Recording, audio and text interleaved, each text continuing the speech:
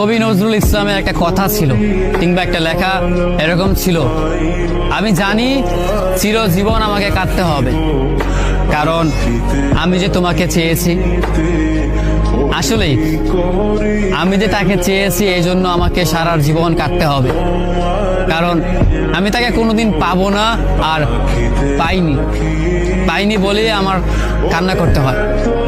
তাকে আমি প্রচন্ড ভালোবাসি বলেই আমার কান্নাটা আসে, তাকে আমি আমার করে পাইনি বলেই আমার কষ্টটা হয়। কবি নজরুল ইসলামের লেখাটা খুব দারুণ ছিল। আসলেই তাকে পাইনি বলে আমাকে সারা জীবন কান্না করতে হবে। যদি সে আমার এই ভালোবাসাটা বুঝতো, আমার এই অসীম ভালোবাসাটা বুঝে আমাকে একটু বলতো যে আমি অন্যদের মতো কখনোই তোমাকে ছেড়ে যাব না, তাহলে বিশ্বাস করুন পৃথিবীতে হয়তো আমার চাইতে সুখী মানুষ আর কেউ হতে পারতো না।